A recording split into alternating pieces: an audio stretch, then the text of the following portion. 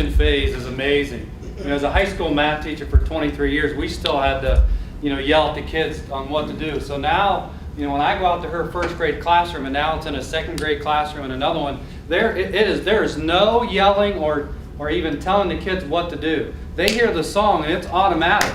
I mean, they're going to this station, that station, learning this. And so obviously there's more time to engage with your kids. I mean, she is sitting down at her table ready for the next group. And there's more teaching going on. And when you first hear this thought, you think it's the other way. You think the learning curve is going to be more to teach the kids the routine. But you know our kids, once you teach them this routine, it's gone and it's over. And it's funny, and I want to say the other classroom, I was just out on Friday, the other second grade classroom, as soon as she hit this song, the kids got up, went and did their own thing, came back down. I mean, so it can be done, and it doesn't have to be, you know, one certain model. It's just once you teach that transition, it works. Okay, so a lot of, yes. Did I hear correctly then, when they're should be done transitioning, you play that classical music song? Is that their signal? Okay, you should be ready to go now. Right, it's all, I have a playlist in iTunes, and so it starts off with our morning song, and that's actually on my classroom website, my morning song, and then it goes into a transition song, and then the classical, and then it just keeps alternating. It can be more than 15 minutes, like if it's just an awkward. Well, that's the good part. You can adjust it. You know, I have it projected on my smartboard, so sometimes if, like, with the 2-hour delays we've had, I've been kind of shortening it, so I go over and I move the thing across to kind of speed us up. But the good thing is, and actually, I have a friend that's actually doing it in a 4th grade classroom in Centerburg, and she made the comment today that it keeps you on track. So, you know, sometimes you might be like, oh, I didn't get to this reading group today.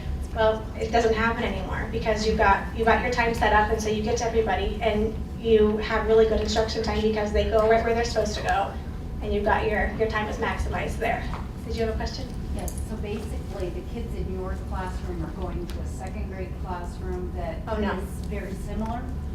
You mean next year? Yes. We're not totally sure how that's going to go yet. That's what if they go from this to a very traditional? That's some of the questions. I had a parent tech night to introduce all this to parents, and then I also presented at the board meeting, and that was several parents came because they want their kids to have this type of model for next year.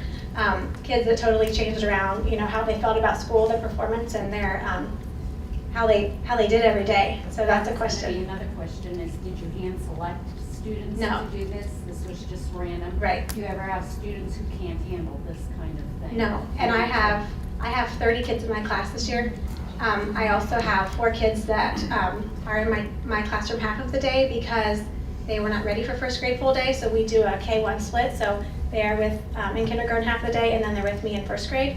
And I also have several handful of kids on IEPs, and I probably have about 5 kids that are not identified yet, but that are probably going to be gifted. So I have a very wide range of kids. So, Playing devil's advocate. That's okay, that's okay, yes. How do they know which QR codes to go for? I'm assuming at each station you have QR codes, right? Not each station. Okay. Some of the stations remain the same during the year, but if they change, that's when I make the QR code. And then on their schedule, where there was a little picture of it at one point, but I'll write the title. So like sometimes it'll say independent, and then they just know to go over to, I have like a little, some shelves, and they open up the drawer, take the independent QR code, take it to their spot, scan it, then they go.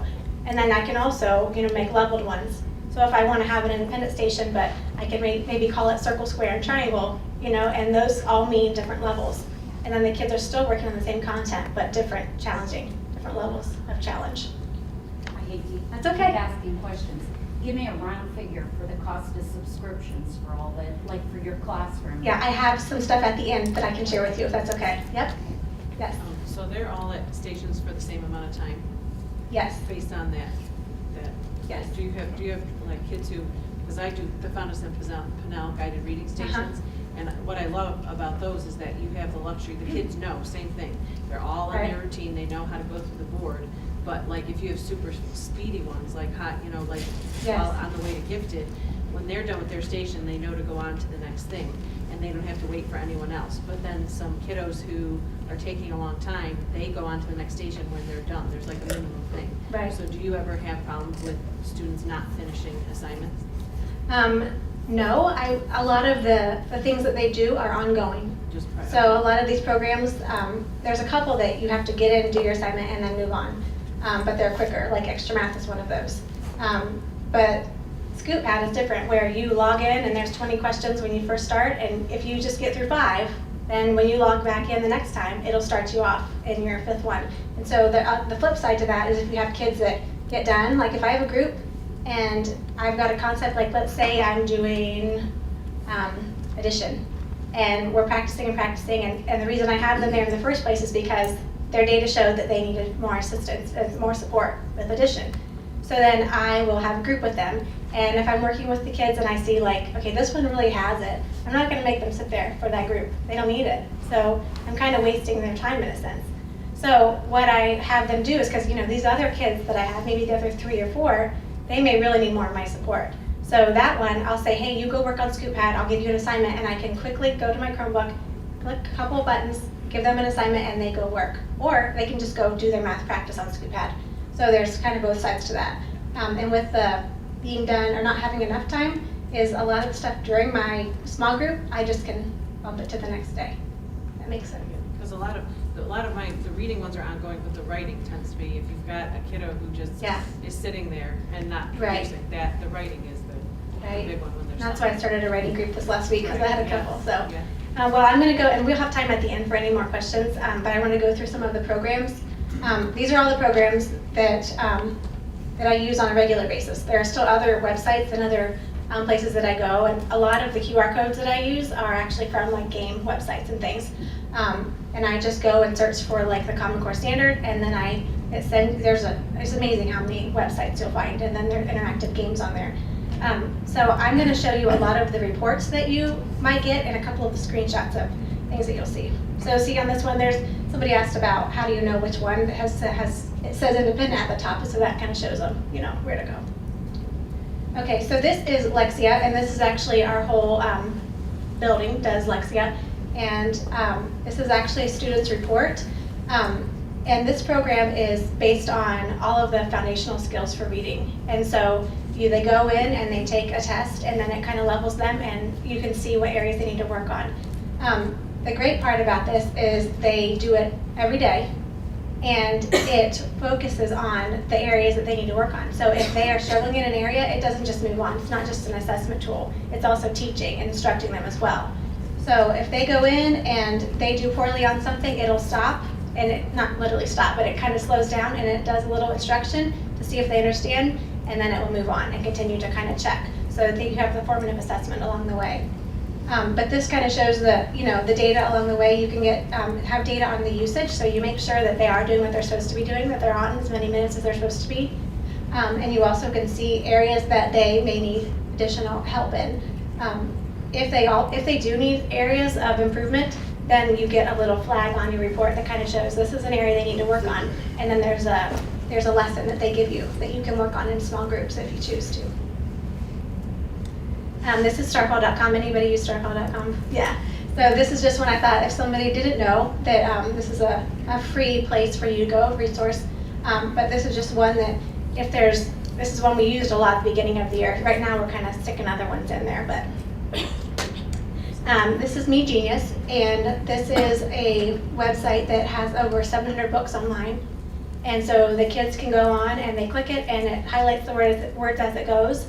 And this way they can hear fluent reading. So, they're hearing the modeling of it. It's helping with the vocabulary, and it just is proven to help with reading.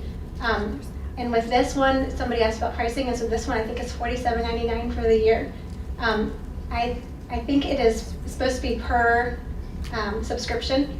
So right now I just have the one that I'm using. So you get for $47.99, you get a free class. Yes, I have one login. So currently that's what I'm doing. This is Raz Kids, and this is just a report of one of my students in my class.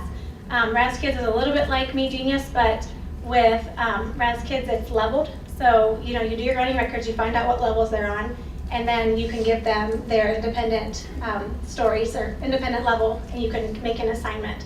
and it's kind of like a virtual library, I guess. And when they go on there, they hear the book. So again, they hear the fluent reading. They also are able to read the book themselves, and the other neat part is they can record themselves reading. And so that's something that I've had a couple of my kids do. It's really cool that they started doing it in the classroom where they click the record button and they start to record. So last week I got a little tent. So that's going to be our little recording studio.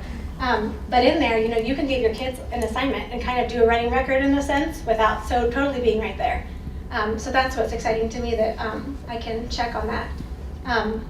But they go through, they also take a quiz at the end, and so that helps you with comprehension. It's no longer like, okay, were they able to read it? This is truly gauging their comprehension because they heard it already. Somebody already read it to them.